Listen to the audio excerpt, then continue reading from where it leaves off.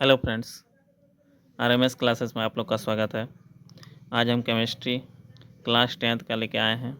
ठीक है, इसको वीडियो को अच्छे से देखिएगा। क्लास 10th में 2025 में जितना भी एग्ज़ाम देने वाले हैं स्टूडेंट, ठीक है, तो अच्छे से वीडियो को देखिएगा। पहला चैप्टर रासायनिक समीकरण, जो कि पहला चैप्टर है अभिक्रिया एवं समीकरण, उसके बारे में पहला ऑब्जेक्टिव देखिए क्या कहता है। पहला चैप्टर से पहला ऑब्जेक्टिव देखिए, ध्यान से देखिएगा इस वीडियो को। अगर इस चैनल पर नए हैं तो चैनल को सब्सक्राइब कर लीजिएगा। देखिए पहला क्वेश्चन क्या कहता है, अभिक्रिया CaO कैल्शियम ऑक्साइड अगर यदि जल से अभिक्रिया करता है तो कैल्शियम हाइड्रोक्साइड बनाता है, किस प्रकार की अभिक्रिया है। जानते हैं आप लोग, यहाँ पर दो को छोटा छोटा यौगिक है, दोनों छोटा छोटा यौगिक जो है एक तरह से मिलकर किसका यौगिक, बड़ा यौगिक का निर्माण कर दिया। और जब बड़ा यौगिक बनता है तो उसी को संयोग कर दिया, यानी दोनों मिल गया ना, संयोग हो गया, इसीलिए इसको संयोजन अभिक्रिया कहते हैं। कौन सा अभिक्रिया, संयोजन अभिक्रिया। अगला क्वेश्चन देखिए क्या कहता है, निम्न में कौन सा युग्म कहता है एकल विस्थापन है। एकल विस्थापन मतलब क्या हुआ, विस्थापित करेगा, यानी कि यहाँ पर विस्थापित करेगा, एकल विस्थापन अभिक्रिया प्रदर्शित करता है। यहाँ पर देखिए मैग्नीशियम क्लोराइड, ये तो नहीं होगा, यहाँ कॉपर को विस्थापित नहीं करेगा।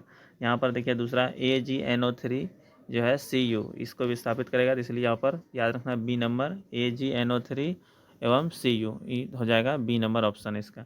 अगला क्वेश्चन, निम्न में कौन सी ऑक्सीकरण की क्रिया नहीं है। ऑक्सीकरण की क्रिया जानते हैं, ये दहन तो है, श्वसन है, भोजन का पचना ऑक्सीकरण की क्रिया है, लेकिन अवक्षेपण जो है ऑक्सीजन की क्रिया नहीं है, तो इस तरह से डी नंबर हो जाएगा। अगला ऑब्जेक्टिव देखिए क्या कहता है तीसरा नंबर, निम्न में से कौन सी विस्थापन अभिक्रिया का एक उदाहरण है। विस्थापन मतलब एक तरह से विस्थापित करेगा, तो वहाँ पर जो है, यहाँ पर देखिए पहला देखिए कैल्शियम ऑक्साइड है, कैल्शियम कार्बोनेट है, इसको तो यहाँ पर विस्थापन नहीं किया है, यहाँ पर अलग अलग बट गया है, इसीलिए वियोजन इसको कहता है। यहाँ पर भी एक तो संयोजन हो गया। यहाँ पर देखिए विस्थापित किया, जैसे कॉपर जो है यहाँ पर कम क्रियाशील है और ज़्यादा कौन है, लोहा है, तो यहाँ पर जो है लोहा जो है एक तरह से आकर के बैठ जाएगा इसके साथ। ठीक है, CuSO4, यहाँ पर देखिए FeSO4 और कॉपर जो है बगल में हो जाएगा, साइड हो जाएगा। यहाँ पर जो है एक तरह से विस्थापित कर दिया, इसलिए यहाँ पर विस्थापन अभिक्रिया। यहाँ पर जो है डबल डिस्प्लेसमेंट है, इसको नहीं कहता है, यहाँ पर जो है विस्थापन का अभिक्रिया। यहाँ पर एगो तत्व है, दूसरा यौगिक है, इसके बीच होता है विस्थापन अभिक्रिया, तो याद रखना है। इस तरह से कौन सा ऑप्शन नंबर सी नंबर, कौन सा सी नंबर हो जाएगा। अगला देखिए क्वेश्चन क्या कहता है, 4 के बाद देखिए क्या कहता है, रासायनिक समीकरण अभिक्रिया में भाग लेने वाले पदार्थ को क्या कहते हैं। जानते हैं जो रासायनिक समीकरण में भाग लेते हैं उसको अभिकारक कहते हैं। उसको क्या कहते हैं, अभिकारक, उसको क्या कहते हैं, अभिकारक। और जो अभिक्रिया के फलस्वरूप जो बनता है नया पदार्थ उसको कहते हैं प्रतिफल। उसको क्या कहते हैं, प्रतिफल कहते हैं, याद रखना, उसको प्रतिफल कहते हैं। यहाँ पर जैसे इसको कहेंगे अभिकारक इधर वाला को, इधर वाला को क्या बोल देंगे, प्रतिफल कर देंगे, तो यहाँ पर याद रखना है।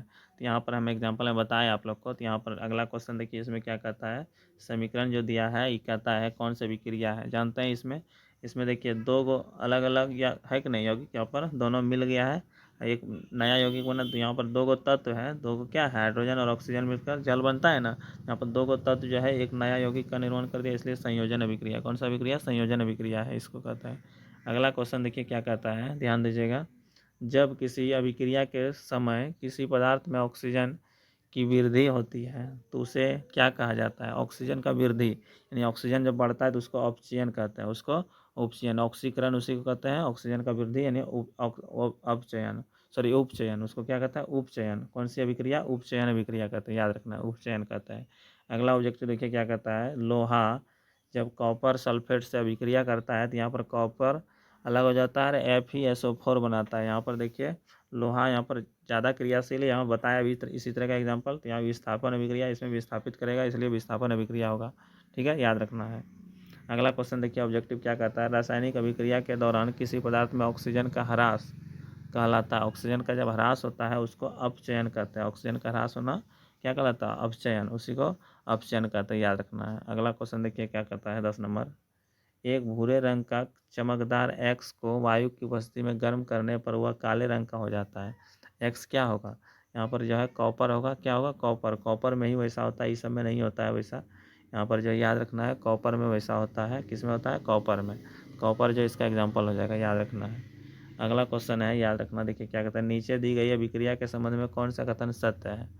जानते हैं आप लोग, यहाँ पर देखिए क्या है, कार्बन जो है ऑक्सीजन के साथ अभिक्रिया किया है, ठीक है।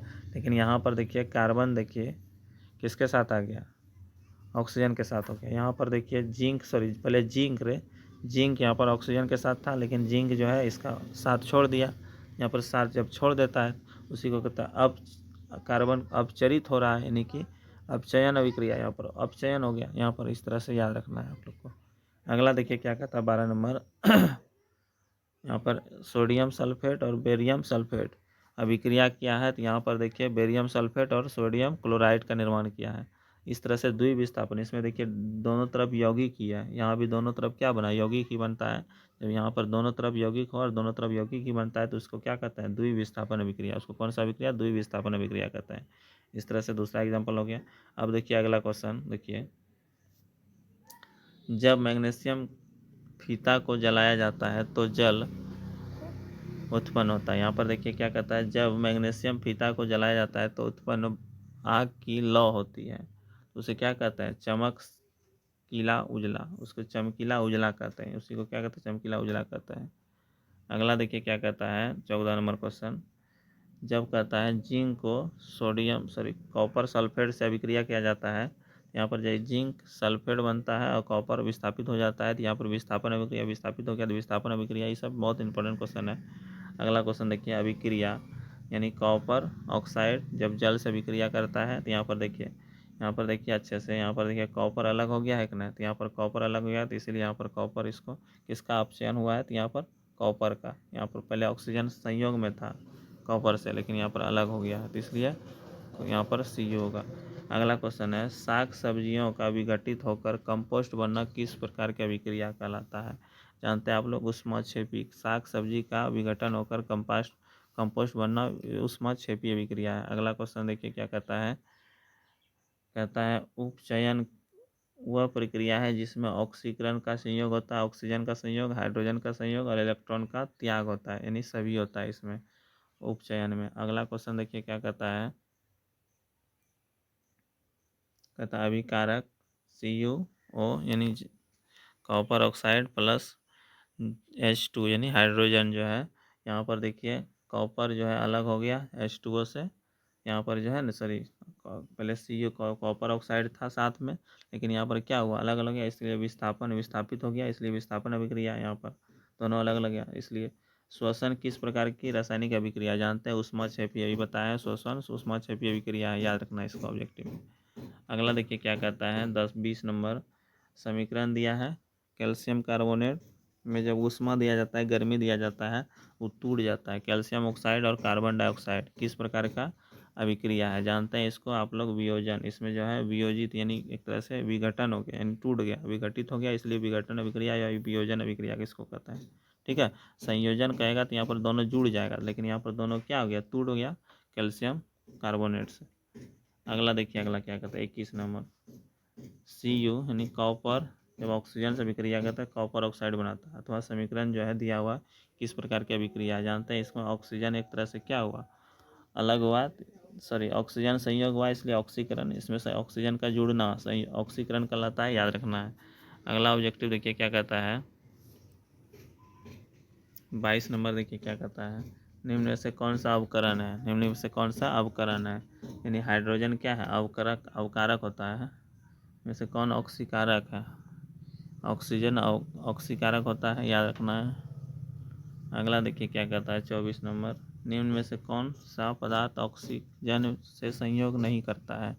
जानते हैं गोल्ड यानी सोना जो है ऑक्सीजन से संयोग नहीं करता है, ऑक्सीजन के संपर्क में आने से कुछ नहीं होता है, सोना का जल्दी खराब नहीं होता है। निम्न में से कौन सा पदार्थ लेड नाइट्रेट को गर्म करने पर प्राप्त होता है। जानते हैं आप लोग, यहाँ पर सोडियम ऑक्साइड और ऑक्सीजन याद रखना है। अगला देखिए Fe2O3 जब एल्युमिनियम से विक्रिया करेगा तो यहाँ पर एल्युमिनियम ऑक्साइड और लोहा जो है विस्थापित हो जाएगा, यानी यहाँ पर जो है एक तरह से वियोजन हुआ, विस्थापन। इसमें कौन सा विस्थापन अभिक्रिया हुआ, यहाँ पर विस्थापित कर दिया है, यहाँ पर साथ में था यहाँ पर लोहा और यहाँ पर ऑक्सीजन के साथ, लेकिन यहाँ पर देखिए यहाँ पर जो है एल्युमिनियम के साथ आ गया। ठीक है, तो यहाँ पर विस्थापित कर दिया, इसलिए विस्थापन अभिक्रिया है, इसको कहते हैं। अगला क्वेश्चन देखिए क्या कहता है, निम्न में से कौन सा पदार्थ बिना ज्वाला के जलते हैं? जानते हैं आप लोग कोयला। कोयला में कोई ज्वाला नहीं होता, यानी बिना ज्वाला के जलने वाला क्या है? कोयला है। अगला देखिए 28 नंबर क्या कहता है। 28 नंबर ध्यान दीजिए, अभिक्रिया दिया हुआ है H2S क्लोरीन से अभिक्रिया करता है, HCl प्लस सल्फर जो है एक तरह से अलग हो जाता है।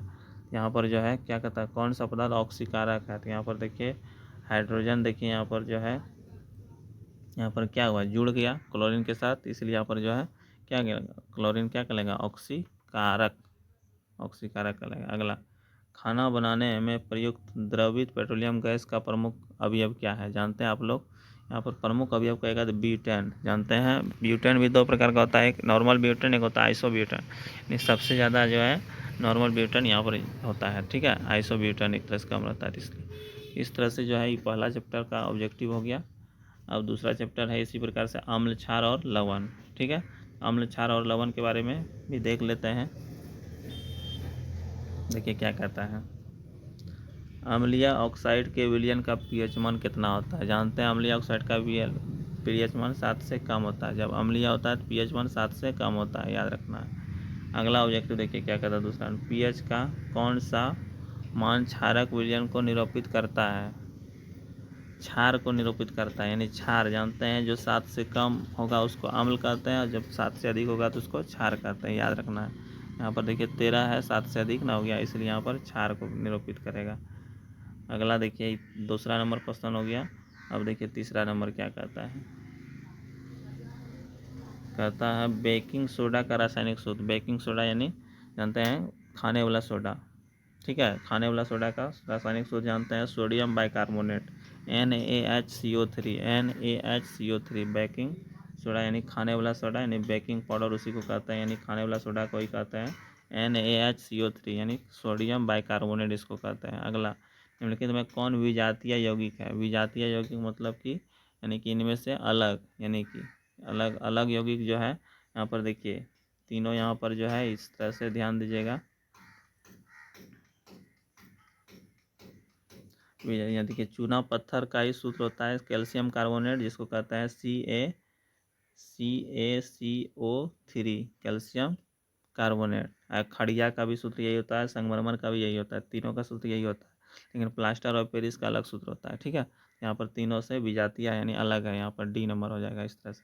अगला क्वेश्चन देखिए क्या कहता है, अमोनियम क्लोराइड का जलीय विलयन क्या होता है? अमोनियम क्लोराइड का जलीय विलयन अम्लीय होता है। अमोनियम क्लोराइड का जलीय विलयन अम्लीय होता है। जल में घुलनशील भस्म क्या होता है? क्षार होता है। जानते हैं जल में घुलनशील भस्म क्या कहलाता है? क्षार कहलाता है। अगला, मिल्क ऑफ मैग्नीशिया का पीएच मान। मिल्क ऑफ मैग्नीशिया जो होता है इनो जिसको कहते हैं, इनो जो है मिल्क ऑफ MgOH का होल 2 जिसका सूत्र होता है, ये जो है क्षार होता है, इसलिए यहाँ पर 7 से अधिक होगा पीएच मान, यहाँ पर 10.5 होता है। सिल्वर आयोडाइड का रंग कैसा होता है? जानते हैं सिल्वर आयोडाइड का रंग कैसा होता है? पीला होता है। कैसा होता है? पीला, याद रखना। अगला, लौंग तेल किस प्रकार का सूचक है? लौंग तेल जो है एक तरह से किस प्रकार का? गंधिया है। क्या है? गंधिया। किस पीएच का मान वाला विलयन सबसे अधिक अम्लीय होगा? जानते हैं जिसका पीएच मान सबसे ज़्यादा कम होगा, सबसे कम होगा, वो ज़्यादा अधिक अम्लीय होगा। तो यहाँ पर एक जो है ज़्यादा कम है, इसलिए यहाँ पर जो है यह ज़्यादा अम्लीय होगा, याद रखना है। अगला क्वेश्चन, आयोडीन युक्त नमक। आयोडीन युक्त जानते हैं उसमें क्या होता है? सोडियम क्लोराइड और कैल्शियम आयोडाइड, और कैल्शियम आयोडाइड यहाँ पर सोडियम, ये दोनों यहाँ दोनों होता है इसमें। इस तरह से जो है ए और बी दोनों हो जाएगा इस तरह से आयोडीन युक्त बनाने के लिए। NaCl दोनों में है ना, यहाँ पर नमक में, तो इसलिए दोनों होगा यहाँ पर। अगला क्वेश्चन देखिए क्या कहता है, निम्नलिखित में कौन संक्षारक अम्ल है? संक्षारक अम्ल जिसको कहते हैं सल्फ्यूरिक अम्ल, यानी कि एक तरह से बैटरी का पानी में यूज करता है। बैटरी का अम्ल क्या होता है? बैटरी का अम्ल जानते हैं सांद्र H2SO4, सांद्र H2SO4। अगला है सोडा एस का रासायनिक सूत्र। सोडा एस का रासायनिक सूत्र जानते हैं सोडियम कार्बोनेट, Na2CO3। कली चूना, कली चूना जानते हैं CaO, कली चूना यानी बिना बुझा हुआ चूना जिसको कहते हैं। यहाँ पर इसका सूत्र क्या होता है? याद रखना है CaO। Calcium oxide. दही में कौन सा अम्ल? दही में जानते हैं दही या दूध को लेट कर नहीं खाना चाहिए, इसलिए लैक्टिक अम्ल। कौन सा अम्ल? लैक्टिक अम्ल, याद रखना है।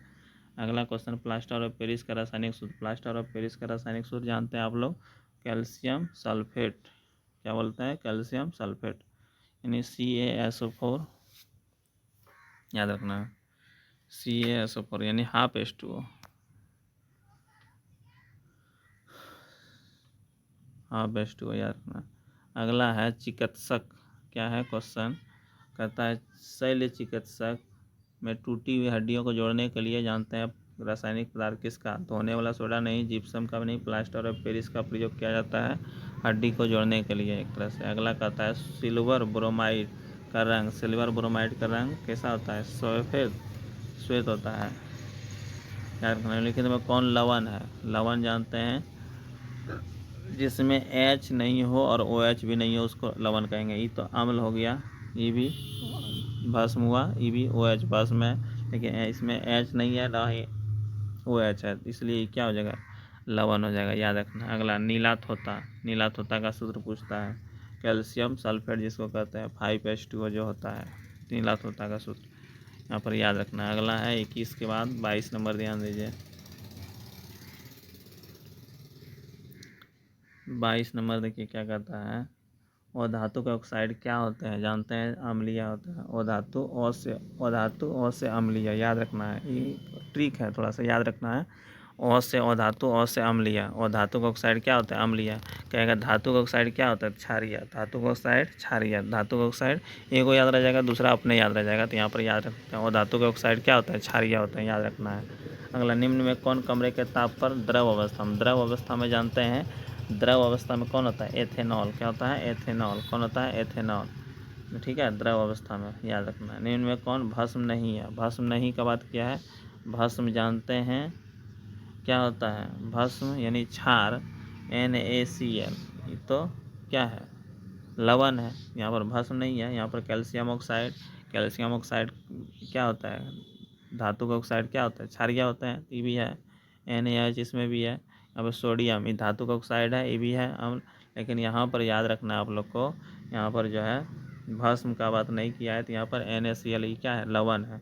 लेकिन कौन क्षारीय ऑक्साइड है, क्षारीय ऑक्साइड उसको कहेंगे जो कि धातु से विक्रिया करेगा। तो यहाँ पर देखिए ये क्या है, सल्फर क्या है, धातु नहीं है, और धातु एक, ये भी अधातु है, ये भी अधातु है। यहाँ पर एक तरह से सोडियम ऑक्साइड जो है ये हो जाएगा D नंबर।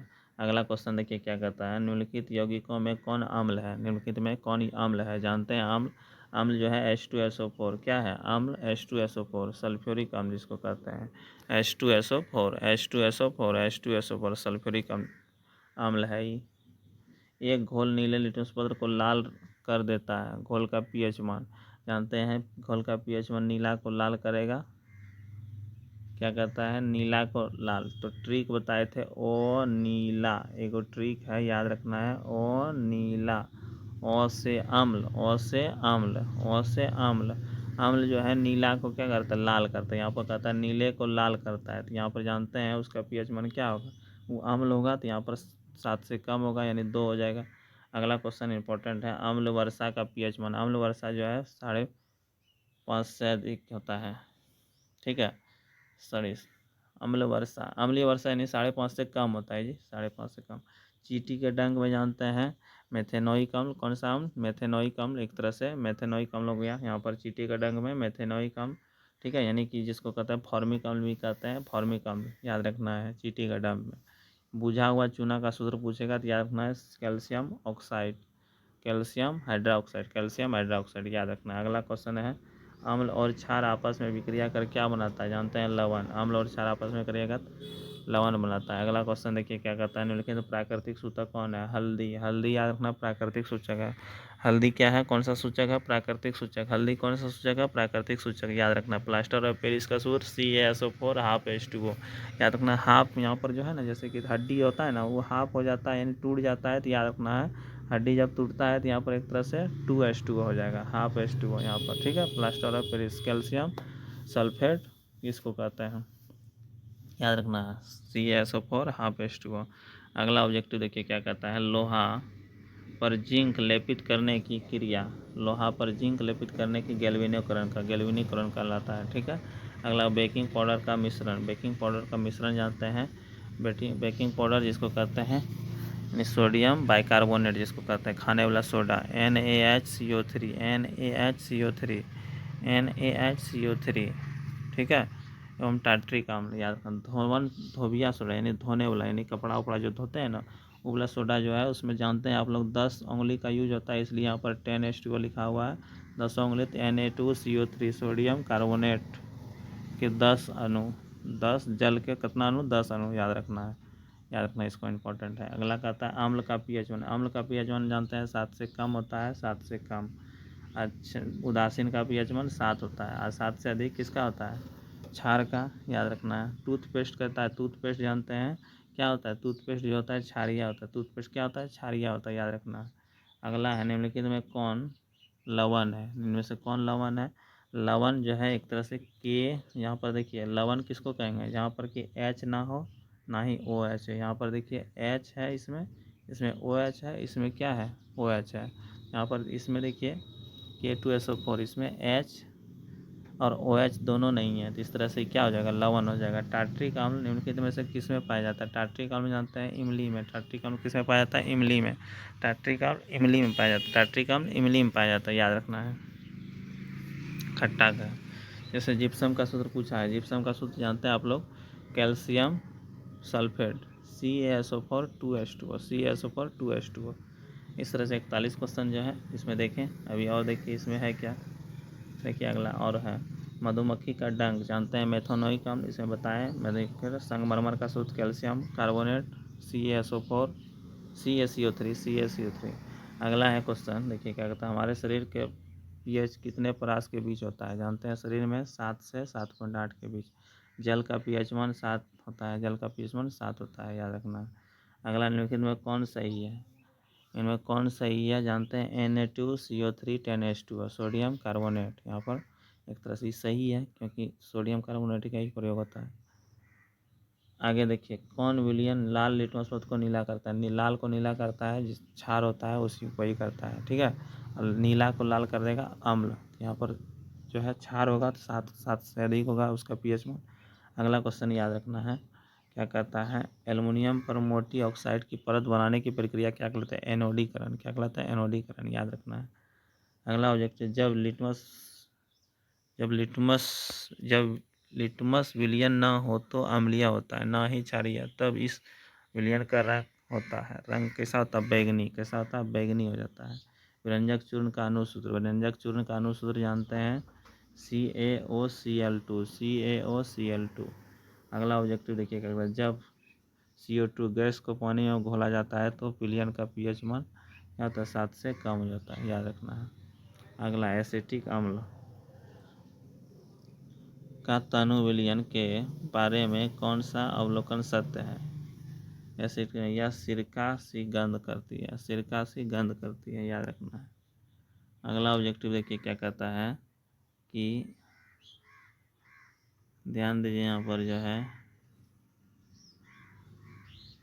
कहता है एक विलियन नीले लिटमस पथ को लाल करता है, तो विलियन का pH मान जानते हैं क्या होगा, 7 से कम होगा, यहाँ पर 7 से कम होगा, नीला को लाल कर रहा है।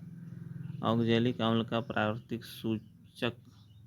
प्राकृतिक स्रोत कौन है, टमाटर है ऑक्जेलिक अम्ल, टमाटर और पालक में होता है ऑक्जेलिक अम्ल, याद रखना है, ठीक है। तो यहाँ पर इस तरह से जो है